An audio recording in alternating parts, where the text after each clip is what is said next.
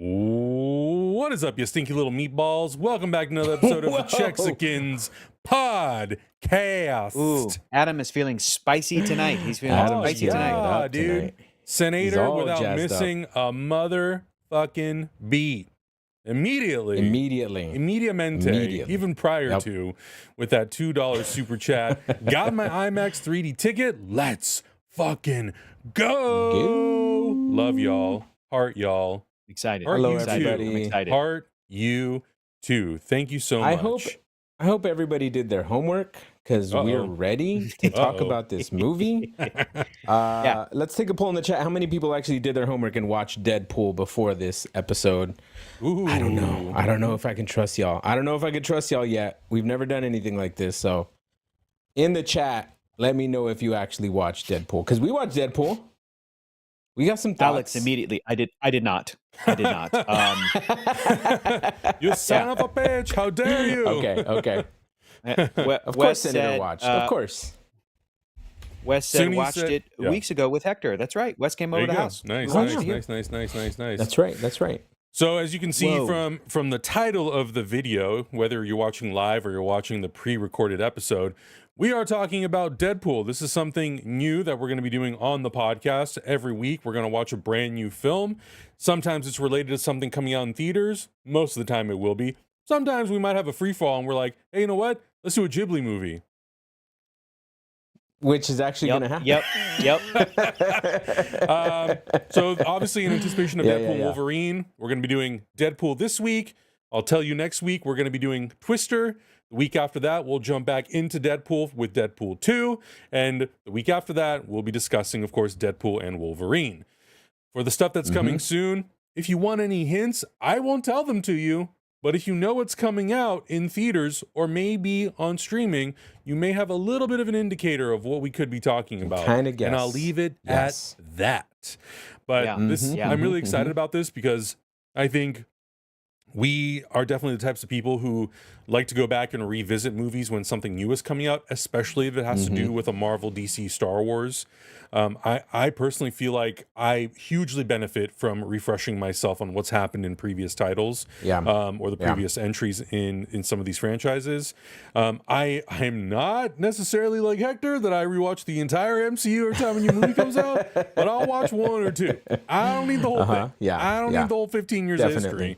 Hector, also, those movies like, them like what was it in House of the Dragon? I know them better than me on cock. And I was like, oh, okay, that's Hector pretty much with every movie franchise. Cool. Every movie. Yeah. So, but I think that's the reason what I'm looking forward to is not just us talking about the movie, but also having an opportunity to revisit a lot of these titles and to find things and rediscover things that I maybe forgot or things that are maybe even more so highlighted by subsequent rewatches. So what are you guys looking forward to the most from us doing all this stuff? Well, I have to call out the comment here from Ashley with Republic Credits saying, Adam, don't you, all caps by the way, Adam, don't you effing tease. I still need y'all's reaction for Spirited Away. That may or may not be in the works, is all I'll say. Soon. But I'm excited about a couple of things. I'm excited about sort of refocusing what we're doing on the internet and YouTube and Patreon. And Adam didn't mention even, I don't think that like every one of these movie reactions that we're doing once a week or a few times a month, they're all going to be on Patreon. That's where the after party is. So I would like to ask the chat, not only did anybody watch Deadpool on your own over the past week, but did anybody happen to watch our watch along where we just sat and watched the entire first Deadpool? I'm excited about that. I'm excited about getting some, movie commentaries from us out there onto our Patreon and getting the feedback and seeing what people like. No joke. Ashley's saying she wants to see more Studio Ghibli. Like, that's great feedback. That's good to hear. That's encouraging. That's awesome. And just last night, the three of us were sort of pre-planning a little bit ahead. And whenever I do that with these guys, I get excited because we're like, this is coming out, this is happening, that's happening. Oh yeah, I want to rewatch these with you. I want to rewatch this with you guys. We're gonna, so that's going to be really fun to be able to look at that runway and go, oh, this is exciting because these projects are coming up, and then I get to revisit or really watch for the first time with these guys some fantastic movies, some like all-time bangers. So it's going to be fun. Yeah. Just to address some of the comments. Really quick. Oh yeah, go Adam. Alex Lady saying, I don't have money for Patreon, so I couldn't. That's okay. Part of the reason why we're shifting and putting the conversation for the movies on the podcast is so you can watch it on your own, and then you can come into the live chat, contribute to the conversation, and still feel like you're a part of something, even though you may not be able to watch it on the uncut version on Patreon. So that's kind of the reason why we decided to kind of shift stuff around. You know, the podcast for the most part has been pretty loosey-goosey. Like, we'll talk about some trending topics, and we'll still probably do that. But I think having something that is kind of like the focus of the episode, and we can surround that with other topics of conversation, is nice for us because it gives us something to prepare for. And I think for you guys, if you, again, can't participate with our Patreon directly, you still get to be a part of the conversation. You know, it's not just some exclusive thing. And I like the idea that we get to talk about this stuff live, because sometimes when we do the reaction, you know, it kind of goes into the ether of the internet and exists just on YouTube. And we kind of sometimes participate in the conversation in the comments, depending on how the comments go, but most of the time, you know, they're pretty good. So this is fun. This is just a new way of us to talk about movies, and we've kind of not necessarily moved away from doing movie reviews, but we are always kind of trying to find a different way of incorporating them into the channel, because the movie reviews, sometimes they do well if it's something that like people are hugely anticipating. Sometimes they do okay. So I think it's nice to just have sort of this opportunity to have those conversations flow around the channels, both of them in different ways. Yeah. I was going to say that it's just a good incentive for me to rewatch movies. I tend to not rewatch movies unless there's a very specific reason, and my specific reason is Hector will get mad at me if I don't. So that's why I rewatch movies. Yep. That's it. That's what's up. I mean, but yeah, he's not lying, folks. Patreon stuff is fun though. We watched the first Deadpool, and I think Augustine was like, I don't think I've seen this since the theaters. And I'm just like, or no, since Deadpool 2. Yeah. Since Deadpool 2, I think you rewatched Deadpool 1, I think. But even then, that's been years. No, I didn't. And I didn't. I only think I saw it once. Boy. So this is good then. We need this because it's the details that you might forget about a story that, like, if there are mentions of those details, if they bring some of those plot points back, the relationships, the dynamics, the little moments, whatever, the love story between Wade and Vanessa, those sorts of things, if we forgot what that felt like and then we go to see the new movie and they refer to that, we're going to feel like, yes, okay, these filmmakers and Ryan Reynolds himself has been living with these movies, plural, for a decade now. So it feels like it's the least we can do as the fans for these sequels that are coming out. We're excited about the sequels, to go back, refresh, spend time in that world, get our headspace in there so that we go to see the new one. And it's like, yeah, this is the kind of shit that Ryan Reynolds has been thinking about for like 3-4 years, putting this movie together, you know? So, yeah. Also a question for you, Adam. I'm super delayed and choppy. Is everything okay on your end? Should I do anything on my end? Is everything all right? This is live internet, people. Great, man. Great. It's just my computer is just like, you're dumb. A question in the chat your computer's is giving you a heat warning, right? If your computer explodes midway, then we'll know what happened. No, my computer's giving me a weather warning, like there's a wildfire update in the stupid little PCs, like in the bottom ticker. Like if it's I want CNN on my. Anyway, Tanner I see. asking a question in the chat. Tanner saying, will there be a cut down reaction of the movie on YouTube?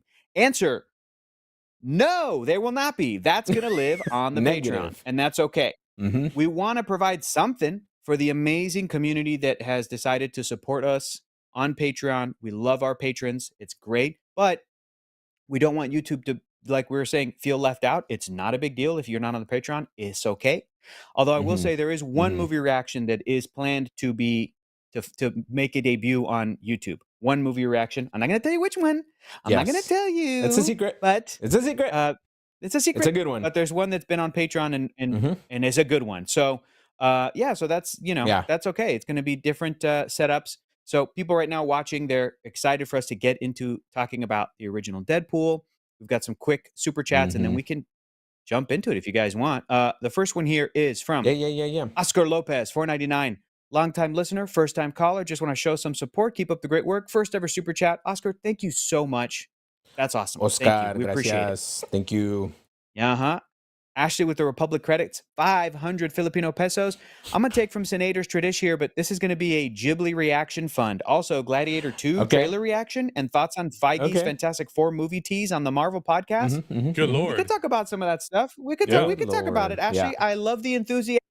We've got 45 minutes left in this podcast. I love the enthusiasm. We may get to some of those topics. Excellent questions. Yeah, I guess I have thoughts on one of those topics. I don't have thoughts on the other, but Tony Dominguez, $4.99 super chat. First super chat ever. What y'all think of Henry Cavill as MCU Wolverine?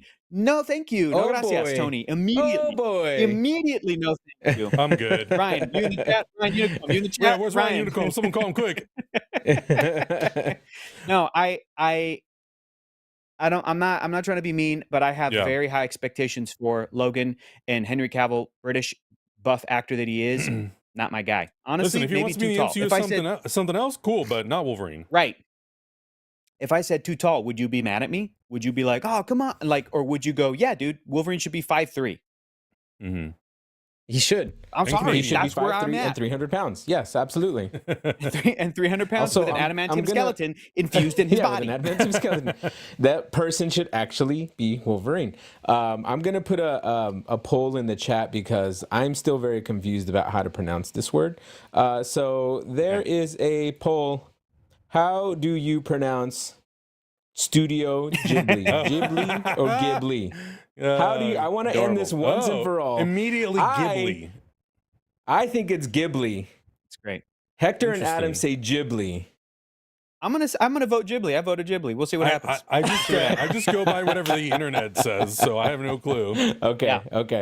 I think Ghibli's work. in the lead. I think both work. I love how before we jump into Deadpool 2, I want to say I love how the poll live swings back and forth. That's fun. Yeah, it's really funny. It's going. Ghibli's. Oh man, okay. 62 people voted in the Deadpool. 74% of y'all said you watched Deadpool again in the last week. Thank you so much. Easy Rider, $5 super chat, flying in here. More Tollywood, Bollywood reactions coming. Here's the thing. Adam, I don't mean to speak for you. Those studios have like the internet and YouTube locked down. Oh. It has been, we've been trying to make an RRR YouTube reaction. Never going to happen at this point. Never going to happen. It doesn't matter how many edits I make for that video. It's constantly blocked. Yes. It's the worst.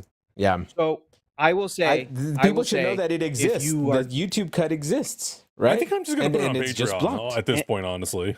Okay. Yeah, that's fine. Yeah. That's it. I would do that and go, this is here. If anything ever changes, maybe we could try it. But like, do you guys want to see just our YouTube reaction of us like this with nothing down there? With a time code, just like, then this happened. Like, it's not really going to work. Dang. Yeah, like this. It's empty. Nothing's happening. We're not watching anything. Cool. Yeah, all right. Cool. But it's on Patreon. Thank you, Adam. It is. Yeah. I also want to say before we jump into Deadpool, I just sent Augustine, I just sent you guys a video I saw on TikTok. Augustine's been like screaming this from the mountaintops for years. I just sent you guys a video in our Discord chat. A guy on TikTok is petitioning for an indigenous actor to play Wolverine. Every time I hear anybody talk about that, I'm like, it's the best idea. It's the best idea. So I'm seeing love for like Daniel Radcliffe in the chat. Daniel Radcliffe to play Wolverine. He's a short king. I love him. He's a great actor. Blue eyes. Could do British a great job. Fuck. British, but could But we need an indigenous Canadian actor. I'm not saying a white Canadian guy cannot play Wolverine, right? I'm not saying that. Right. What I'm saying is take the opportunity and have explore the background with a native Canadian guy, like a native Canadian man. How dope would that be? I know is Felicia in the chat, because I know she's down with this idea too. But if you have a native Canadian man and you can tap into the native ancestry, that would just lead to, it just connects so many dots for why Wolverine is the way he is. And I need to watch this video. I haven't watched it yet, Hector, but I'm 100% in support of this video. It lays out a bunch of points we talked about. It also pulled in some comic book history and facts of the character that I was like, oh yeah, snap, I forgot about that. It's like, it's great. And it even talks about, could that decision, indigenous actor, could it even work to try and fight some of the stereotypes that Wolverine may have as a character that had been associated with Right. Native Americans or indigenous people? Yeah. Really, Right. really Right. great. So I reposted it on TikTok. If y'all want to go to my TikTok to see this video that I'm talking about, that's where it is. Okay. After trying TikTok, damn, look at I him go. think. Oh, Yeah, I sorry. know, dude. Sorry. Easy Rider again with the $2. Patreon exclusive, maybe. I think Adam just decided that's going to be a Patreon exclusive. The edit down Yeah, our reaction. most likely. Until It's a Patreon Patreon is like, exclusive now, sorry, baby. the studio is asking us to Right, remove it. right. Oh, great, fuck me. There's no getting around that, dude. I wonder yeah. how other people got around that because we ain't getting around it so far. So Yeah. I don't know.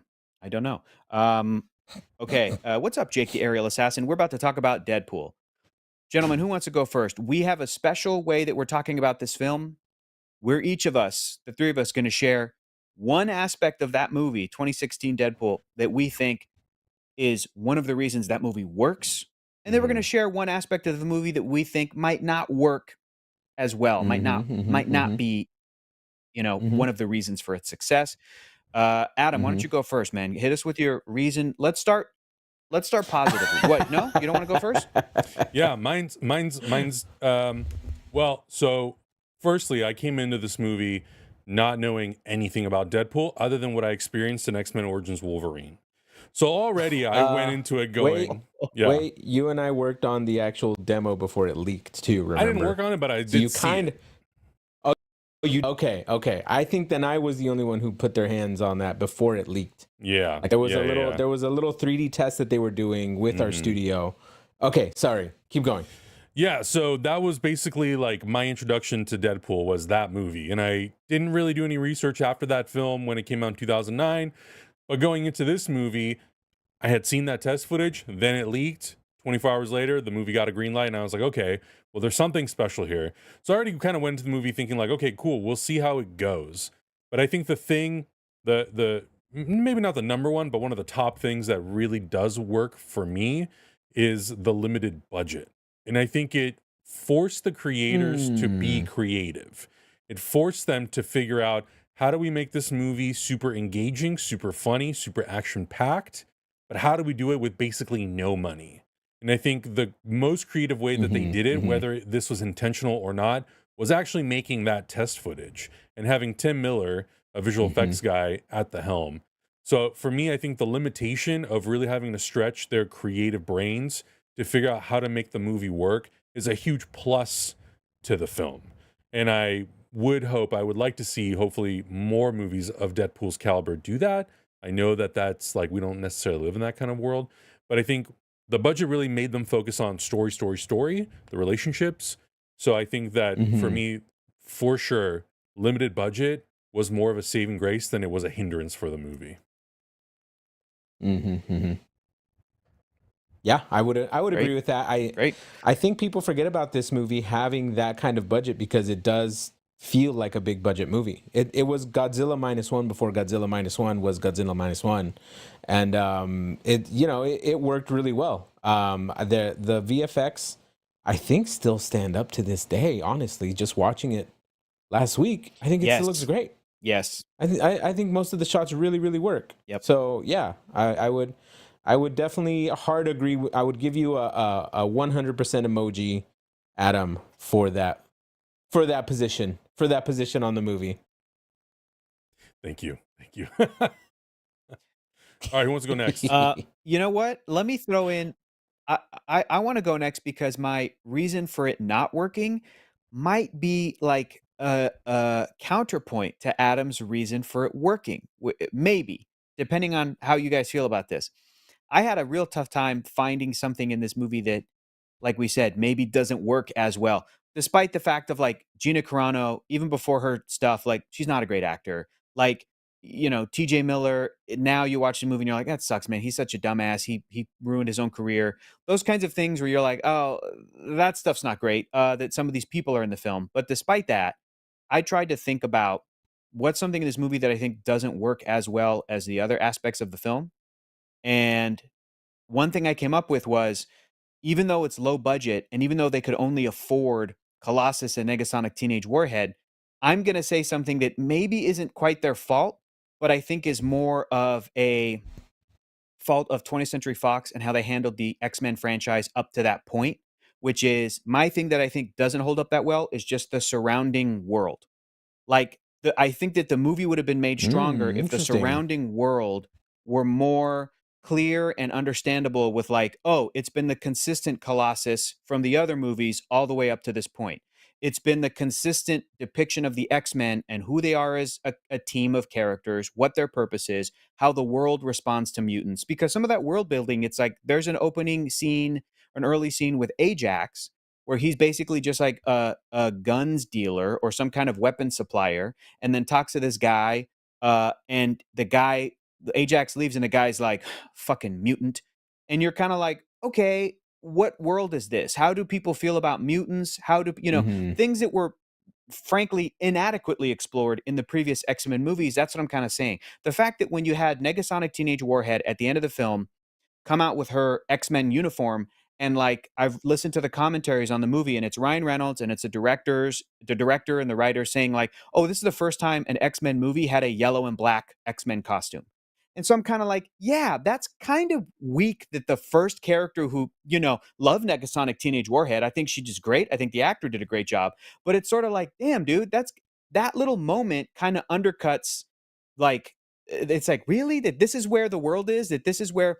So it's not necessarily Deadpool's fault. It's working with what budget it had. It's, it has brilliant jokes that call it out where Ryan Reynolds says, is this McAvoy or Stewart? I get confused. The timelines are so confusing. But just sort of like larger world building of what world this Deadpool movie takes place in.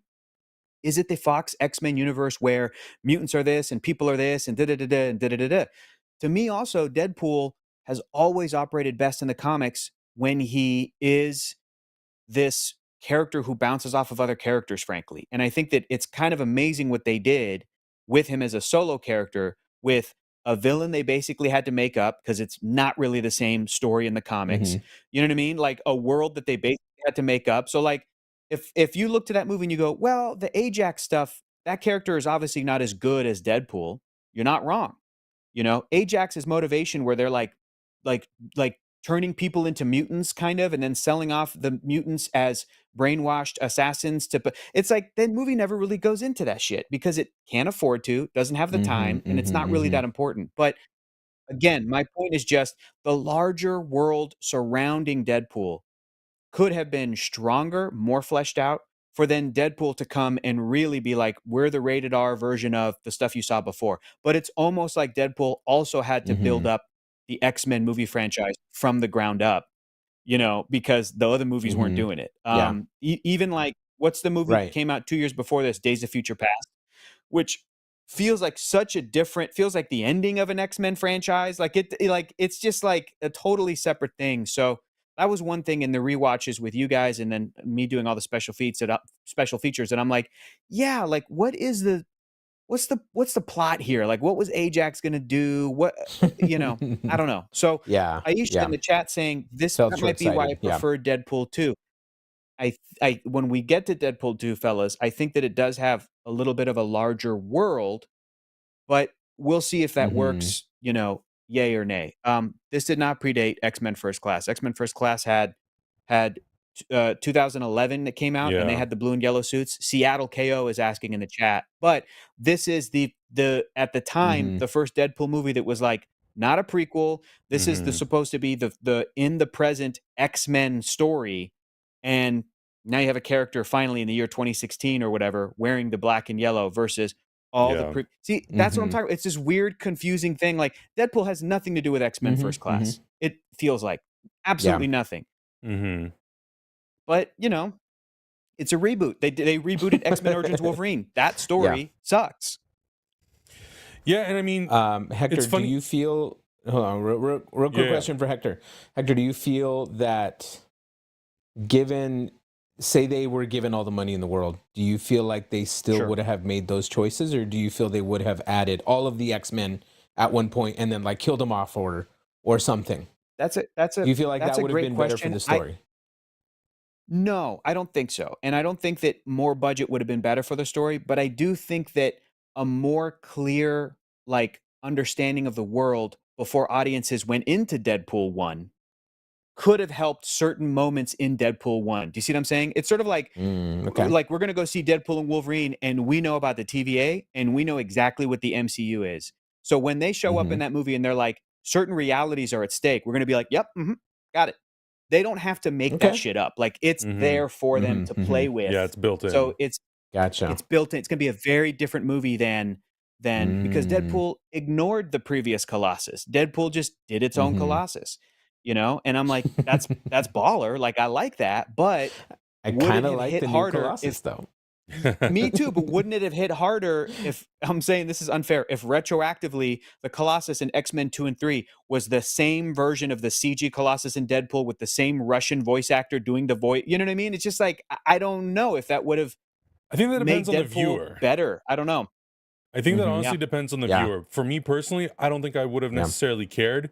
And I think also because exactly what you said, and it's funny you brought it up because that was actually going to be one of my negatives towards the movie as well. And it's for a lot of the reasons that you're mentioning. I think it does make the world feel really small and singular, and it doesn't really place the movie in any particular timeline. And I think on the opposite end of the spectrum, that's both, it can be very positive because then you don't feel beholden to what's come before. You can do your own thing. And I feel like also at the time, there was very little direction at Fox as to what was their main sacred timeline. They jumped around so many different 100%. story points. You know, they fused the prequels with the original X-Men films with no real consistency when in regards to time. So I think, but I also think that Deadpool making fun of that in and of itself it's pretty funny. It's perfect. It is perfect, and I feel like because they felt like they could be so loosey goosey with the timeline and where it takes place, and him just referencing the confusion between the different Professor X's. I think it also kind of helps the movie in some ways because a casual viewer can go into and go like, "Great, he's just as confused as I am." You know, I like X-Men movies, but I'm not following all this timeline stuff. So maybe it made it an easier entry point for viewers.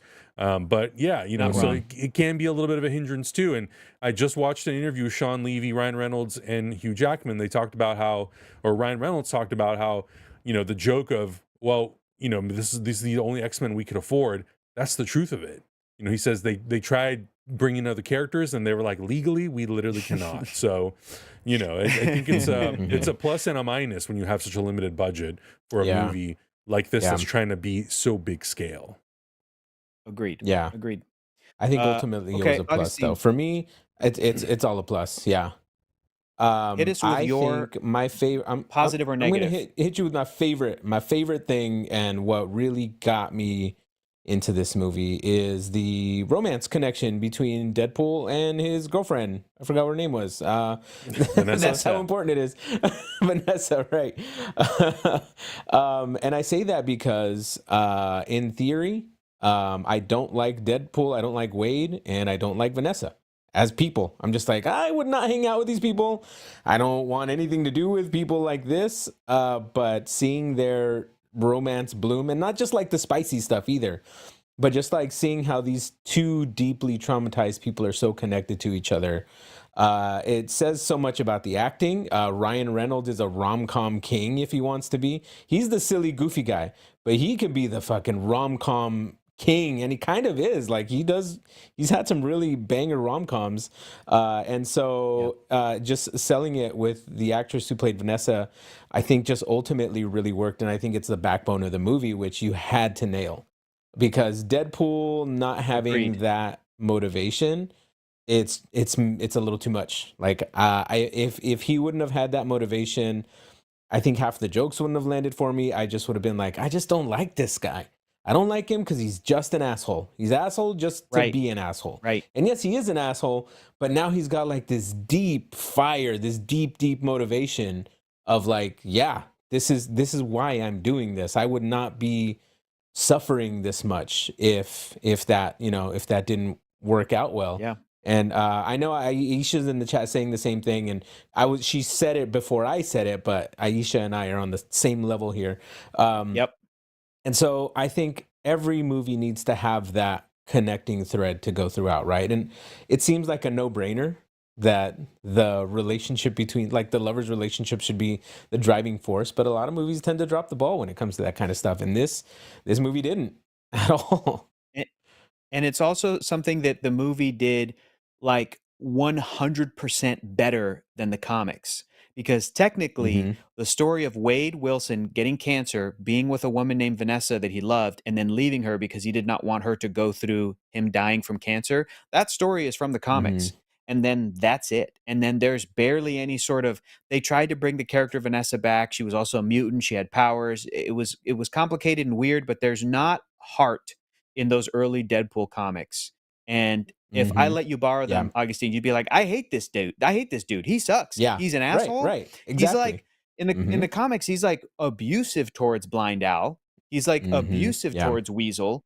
And you're like, wow, how did they were able to extrapolate the humor and some of the heart that eventually Wade gets as a hero, him trying to be a better person. And the love story, I agree, dude. It might be the secret weapon of the film. It's why it works, and it's why we love it. Adam, did you already hit us with your thing that maybe doesn't work, or do you want to share that? Well, it was basically a kind of a two-way thing for me when it came to the budget. The pluses of the budget are because they had to be very creative. But the minuses of the budget were a lot of things that you were saying was it really made the world feel smaller. And I think it's a hindrance to the movie because it really limits the things that they can address. And I feel like it almost, either it was a mandate for Fox or it was a creative decision to go, well, we can't afford to do this, so we need to work around it by not really placing it in any universe, though we will say it exists in the X-Men universe. But it kind of depends on who we can afford at the time that we can put, whatever version of Professor X we want in our movie. So again, it's a double-edged sword, right? It's like you have a limited budget, so you got to be super fucking creative. You have a limited budget, and it really limits what you can do at the same time from a storytelling standpoint, but also from how much fun you want to have with this character who can break the fourth wall and do all that other stuff. Yeah, I agree, man. I'm listening to the commentaries, and like, for example, the Gina Carano character, Angel Dust, she was originally 3 other villains. She was 3 characters that were helping Ajax, but then for budget reasons, they kind of merged it into one character, changed the name, like, just because like, hey, we can't afford to have this many. And some of those characters were like from the Deadpool comics. So like, if you were to read maybe an earlier version of the script, if that movie would ever be made, would it be a better movie than the first Deadpool? I don't know, because like Adam has also been saying, the leanness of this movie is awesome. They're so smart in how they use the budget. They're so smart in how they knew, hey, if we have to cut this, how can we be efficient about it? What do we need to bring in to really explain things, make everything clear? It's the shark in Jaws. No one, I think, watches that movie and goes, man, I wish we saw the full shark robot earlier in the movie. Like, you're not doing that. That's crazy. So, no.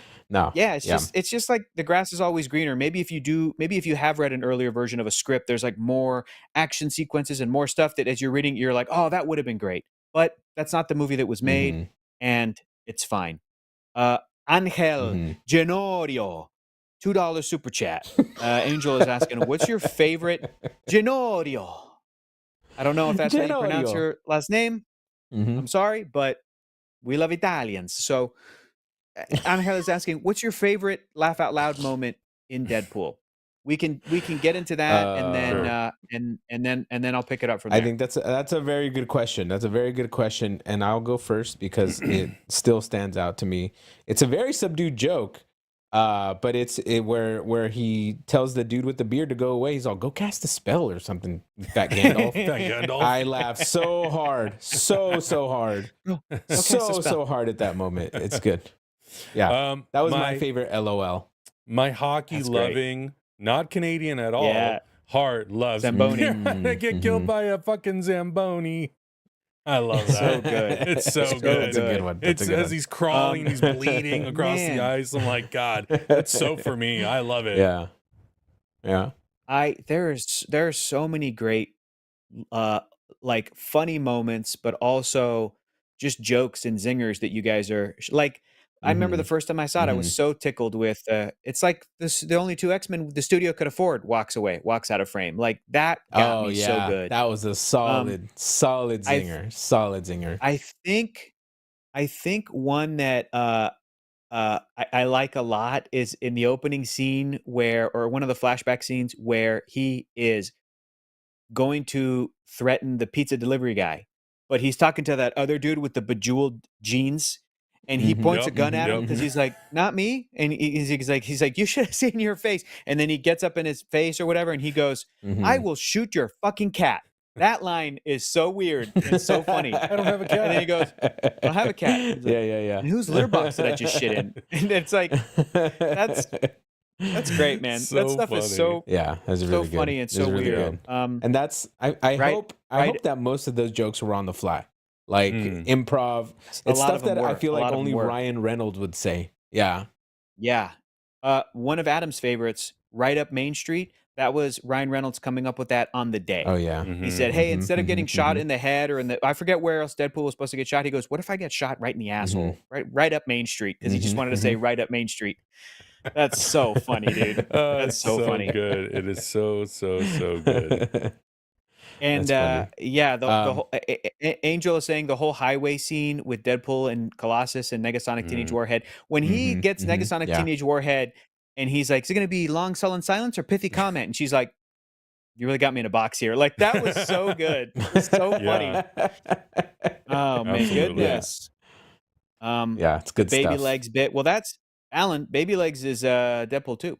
Yeah. Deadpool 1 is Baby Hand. Baby Hand. Baby Hand is Deadpool 1. Which is great. I bet it feels so big in this hand. Go.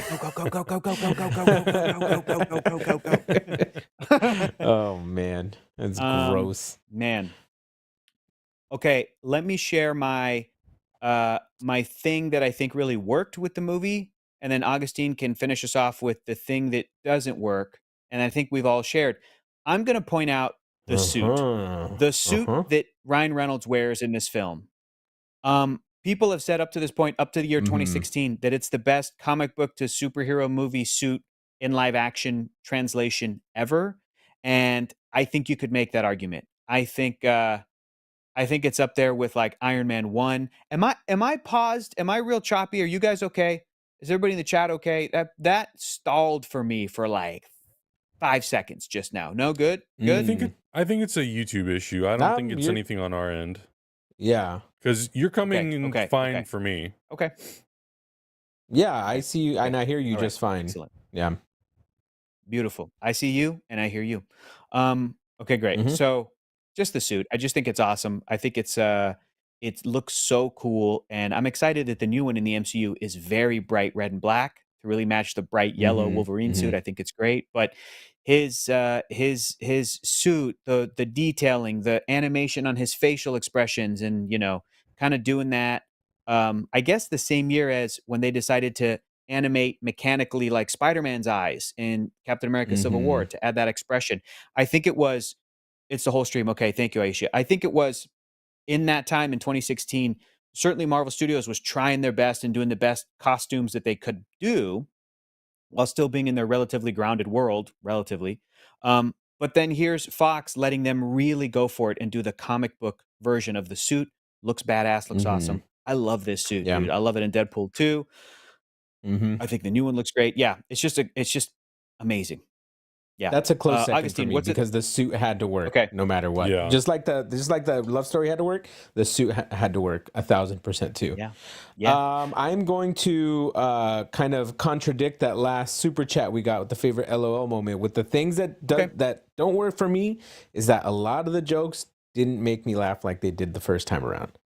And I hate to say this, but I will put a little bit of context on it as well. Like some of my favorite movies are comedies. Dumb and Dumber, Kung Pao Enter the Fist, Idiocracy, Gentlemen Broncos. I really smart movies recently. Yeah, stupid movies. But I rewatched most of those movies recently, and I'm like, I wish I hadn't grown up and like become an adult because now I can't laugh at some of these jokes. And it kind of ruined the movie for me. Like, not to say that the movies are bad or anything, but I'm just like, oh man, some of these jokes like if I were to laugh right now, my wife would slap me in the face because I should not be laughing to some of these jokes, And so it's stuff like that. And not to say that the Deadpool jokes are that egregious. Maybe some of them are borderline that, but at the same time, in the rewatch, I'm just like, okay, yeah, I think that joke is funny, but it's not like gut busting, that's so funny. Like I did laugh the first time. Because the first time I Right. watched it, it was more for the shock value that the joke is even happening rather than That's like I've seen it and it's not that funny. That's exactly what in the chat Thurak is saying. I think the problem with Deadpool Mm-hmm. is a lot of his jokes come with a level of shock factor, and if you've already heard Mm-hmm. them, they lose their zing, which I think Yeah. is true. Yeah. And so, yeah, but again, it's like you can't really fault us watching the movie in 2024 for like how the movie Mm-hmm. came out in 2016. It is different. Comedy ages as a genre the worst, as it Mm-hmm. should, because Mm-hmm. our Ages rapidly. rapidly Mm-hmm. within 4 Yeah. years you're like that's an offensive, like, because Mm-hmm. our sort of sensibilities and how we feel about certain things as a society evolves, thankfully. So Mm-hmm. yeah, and this movie wasn't necessarily, like you're saying, offensive, but there are like Mm-hmm. jokes at like Blind Owl's expense. Her name is Blind Mm-hmm. Owl, Yeah. but Yeah. she also throws some in there, like she's a part of the gang, you know what I mean? Right. So it's Right. kind of Right. like Yeah. Mm-hmm. like Dopinder is another character that I love, but I'm like, but he has that sort of classic, Very stereotypical, heavy accent. Yeah. Yeah. Yeah. South Mm-hmm. Asian Indian accent. But man, that actor's really funny and plays it really like just really Mm-hmm. earnestly and Mm-hmm. and he's like a lovable character, and they keep bringing him back. So yeah, it's like Yeah. It's a little touch and I don't go. know. You kind of need to do that with dude. The Deadpool comics are 100 times worse. 100% worse are some of those Deadpool comics, those early I ones. believe it. They Yeah. are Yeah. borderline. Mm-hmm. Marvel shouldn't even reprint them. They're very offensive with some of their jokes, but that was the late Yeah. 90s. Yeah. Yeah, and I think that's what you run into, especially when Yeah. with movies, you can't really change the movie, right? With comic books, you can adjust the comic books, you can always make changes. With the movies, you can't Yes. really do. They're kind of always going to be stuck in time. I mean, Negasonic, and I think it's so perfect that they actually include this in the movie when Negasonic Teenage Warhead actually tells Wade, "Holy fuck, you're so old." Because he's making references to things that in 2016 were already borderline old. In 2024, they are like fucking sand on a beach. They're so old. They're so dusty. You know, Yeah. like anyone who was born after 2010 Yeah. is gonna watch that movie and go like, all right, I don't understand the. So I think that is definitely Yeah. a I don't even want to call it a negative, but I think it will hurt the movie on rewatches for a lot of people or first time watches. Sure. Because there might be a little bit of a disconnect. I think for me, Yeah. yes, there were definitely jokes that didn't land as well as they did the first time. But I think because I'm so far removed from since like the last time I had watched it, I want to say maybe 6 Yes. years, that even Main Street, like right up Main Street, it's so stupid, but it still worked for me.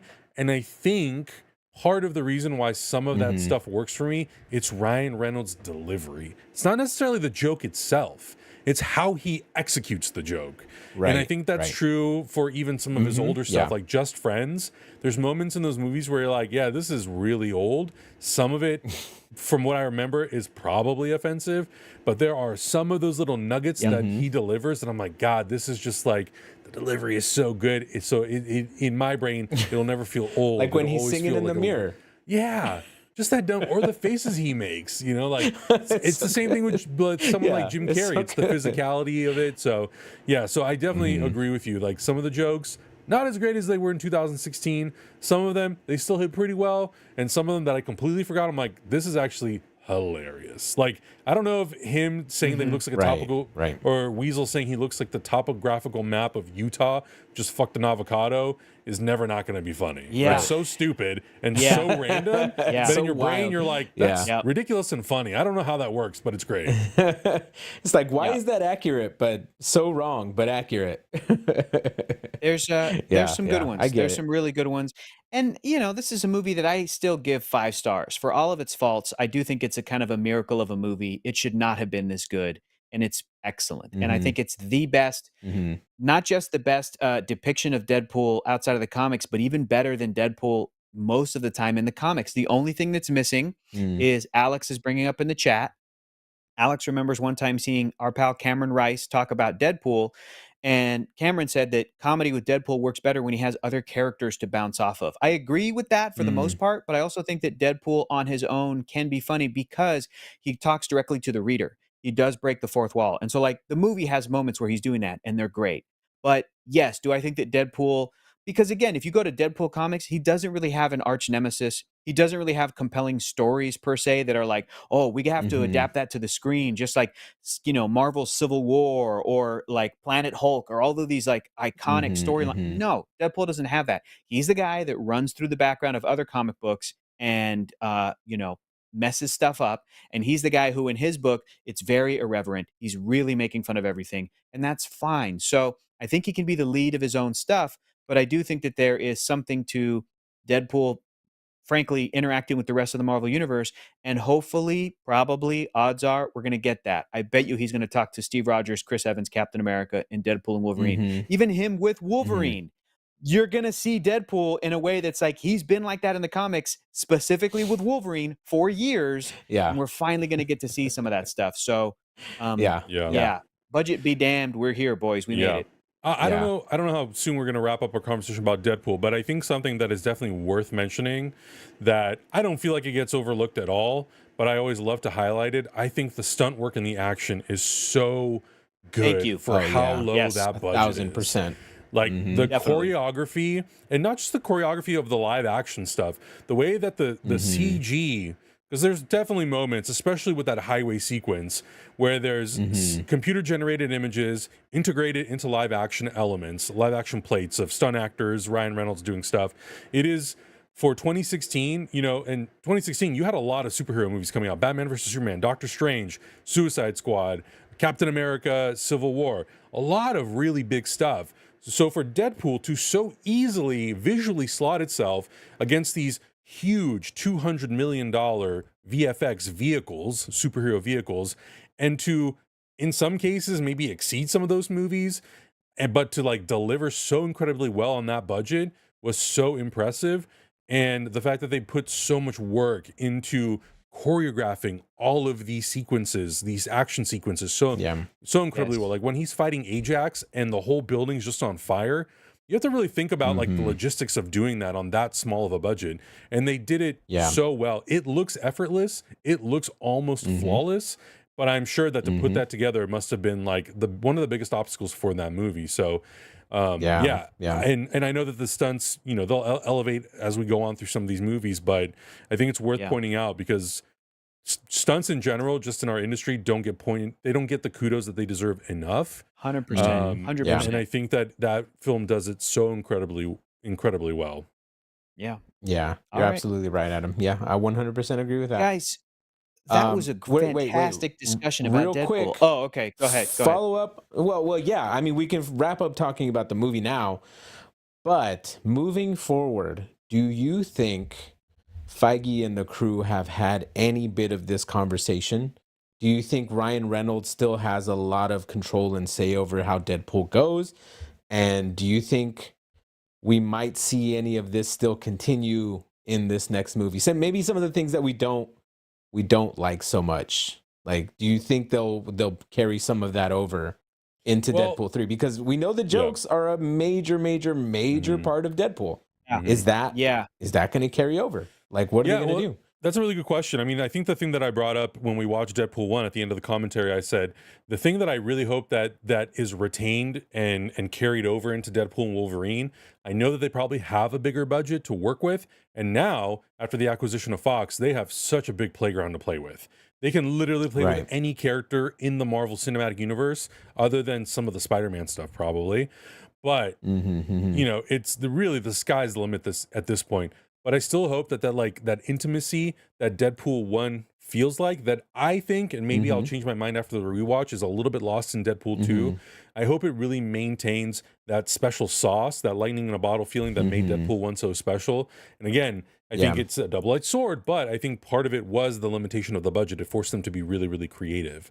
Based on the interviews that I've seen, to just address some of the things that you're asking, it really does feel like when Kevin Feige and Sean Levy and Ryan Reynolds got together, it really was all about like cracking story and making sure that if we do Deadpool and we integrate him into Marvel Cinematic Universe, and this is even before Wolverine came into the conversation, the story has to be the thing that matters most. Why are we telling this story?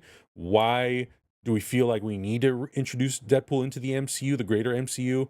Why? What's the importance? You know, where could this lead to? And then it was, hey, Hugh, do you want to do Wolverine?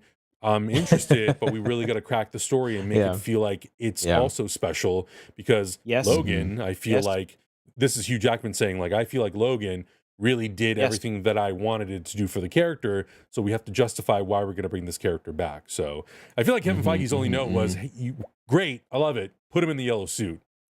Yes. So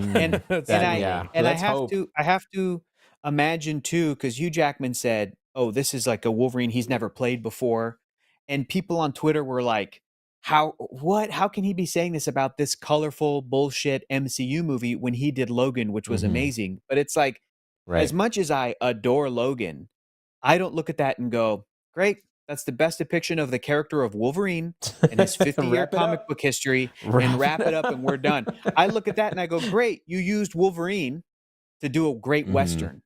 And what amazing performances. And God, I love that movie." But I'm not looking at that going like, "Damn, dude, like you did it. Close the box on the character of Wolverine," because he is one of the greatest characters in comic books. And I think even Hugh Jackman would agree, if you talked to him a couple years ago before he did Deadpool and Wolverine, that like, "Hey man, Hugh, was there stuff you didn't get to do when you were Wolverine?" He would have been like, "Oh yeah, mate, I didn't get to be in this sort of an X-Men film and do this sort of thing, or be on the Avengers and do all these things that like Wolverine has done in his comics for years. I never get to meet Spider-Man. That would have been great, mate. Me and Tobey Maguire would have been great." There's things he did not get to do. And I'm just saying like dumb sort of bullshit comic booky stuff, but within those relationships, I mean, this character was on the damn Fantastic Four at one point. Within those comic book moments, there are character moments for Wolverine.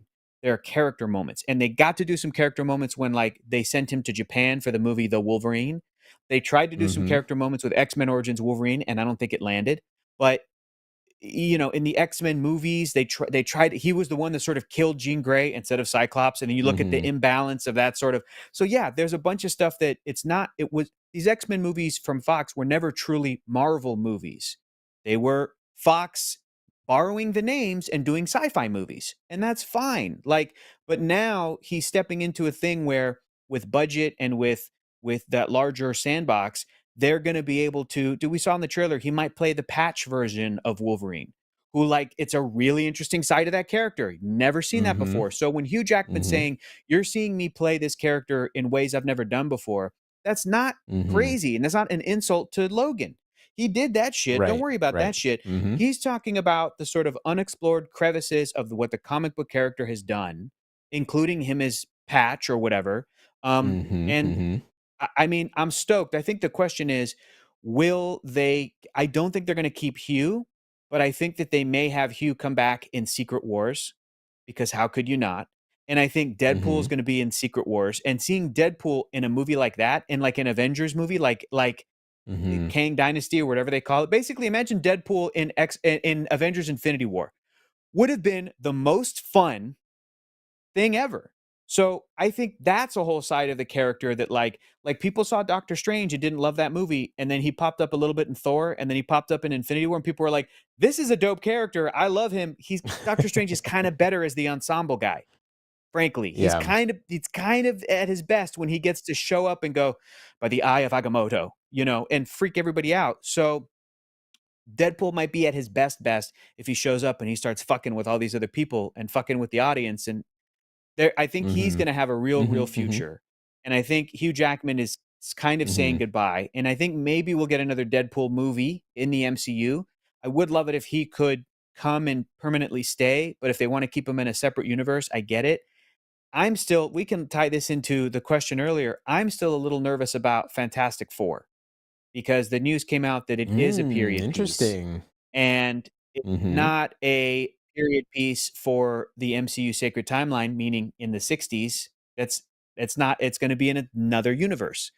And there's nothing wrong with that. And these are characters, the Fantastic Four pop into different universes all the time. So what's the big deal if they get to be in a cool retro 60s New York, but then just pop over into the Sacred Timeline whenever? Well, two things. Number one, if they're in their own universe, it means that Tom Holland's Spider-Man is never going to be able to swing by and just check in on him. And again, that's dumb comic booky shit, but that's also relationship character stuff that they might be cutting themselves off of potentially, that they can never be in Marvel's New York, right? Number two, do not tell me that Doctor Doom is not in the Sacred Timeline, that he's in some other universe. Don't tell me that. We have to have Doom and Latveria in this world as much as we have Black Panther and Wakanda and Namor and Talokan. They need, Latveria needs to be in the MCU. And if I need to convince anybody of why, you got to read more comic books because that's Doctor fucking Doom. Like, I don't know what to tell you. You don't understand the Doom. Yeah. I'm nervous. I'm hopeful that, here's a spoiler, I'm hopeful that by the end of the Fantastic Four film, they will know about Secret Wars and what's happening. And by the end of Secret Wars, Reed will rewrite reality and he will save he and his family, and they'll be in the Sacred Timeline all along. And so will everything will be merged, and it won't be a cool, hip, futuristic 60s. It'll be now. And then I'll get everything that I want while still letting Marvel Studios do this 60s movie that they want to do real bad. Great. It's The Incredibles. That's what it seems like right now. That's exactly what I want. But you bring up a lot of valid points, Hector. We got to read some comments here from Kingsport Cal. First of all, in the chat, Kingsport Cal says, honestly, honestly, I don't care about Fantastic Four. Never liked the comics, but I did like the cameos from them. All right, Kingsport Cal, you got to read some more Fantastic Four comics. Don't miss his super chat either, by the way. Yeah. Yes. Oh, he's got a super chat in there too. Yeah. Hear ye, hear ye. I am fortunate to thrive in this kingdom, and I pay my tithes, my tithies, and I encourage you all to do the same. Much love. Augie getting gray. Oh, what an insult. Hey, whoa. You know what? Augustine and I were just having this conversation. Whoa there, buddy. Hit the brakes on that one. I just turned 18. Get out of here. We do all have the grays, huh? Keep your titties. Keep your titties in your shirt. All right, you keep them to yourself. To yourself, okay? Keep those titties in your pants, please. And then Easy Rider with a $5 super chat. Thank you, Easy Rider. Is it bad? I still find Deadpool hilarious, and I'm almost 25. Also, Tropic Thunder is one of my favorite comedy movies. No, but that's what we're saying. The three of us are not 25, and that's okay. Yes, exactly. You might think differently in 10 years. In fact, I hope you do, and that's also okay. I hope that your brain changes in 10 years because everybody's does. And listen, Tropic Thunder has never been not funny. Tropic Thunder is one of those classics that's just very funny. Enduring. It's very funny. So yeah, Tropic Thunder is great. Yeah, I got called old on the chat, you guys. Jesus, Jesus Christ! Wow. Just Lucas, cut it off. Lucas, cut it off. Lucas, let's get out of here. Yeah, we can head out. Adam, tell everybody about their homework assignment for next week. Yeah, so next week we're going to be pivoting away from Deadpool just for a moment, just for a hot minute, and we're going to be rewatching or revisiting Twister, the Jan de Bont film from 1996. The 4K Blu-ray just came out. It's also streaming on HBO Max if you don't have access to a 4K or Blu-ray. Highly recommend it if you've never seen it before. It is probably one of my favorite action adventure kind of movies from the late 90s. It's got the great Bill Paxton, Helen Hunt is in it. It has such an amazing cast of actors, some of which that even watching it with my girlfriend, she was like, I didn't know this actor was in this movie. There's some really great Alan Ruck is in it. It's a great cast. Really great cast. If you haven't seen it before, definitely check it out. And then we'll have our uncut reaction available on Patreon. And then we'll come back next Wednesday to talk about that movie. And then once we get through Twister, we'll pivot back and we'll talk about Deadpool 2. So I'm excited. Me too, man. And by this time next week, we'll all have seen Twisters. Yes. We'll try to do a spoiler-free absolutely. thoughts on the movie. We will not going to spoil the movie because we're getting early access, baby. I don't know what to tell y'all. Yes, sir. Suckers, motherfuckers. Yeah, That's right. But yeah, it'll be a lot of fun. You're all kinds of saucy today's episode, man. I've had nothing to drink. I've had literally nothing. We're getting gray. I've had a premium seltzer, and that's about it. People are. That's all it takes when you're our age, dude. That's all it takes. I've had a tropical fruit Waterloo. We're getting gray. People's birds' heads are falling off. It's crazy right now. People's heads are falling off. Yeah. Absolutely. But thank you guys so much for hanging out. Thank you guys. Guess we can't go yet. Wait. Hold on. Can't go yet. Movies Clockford.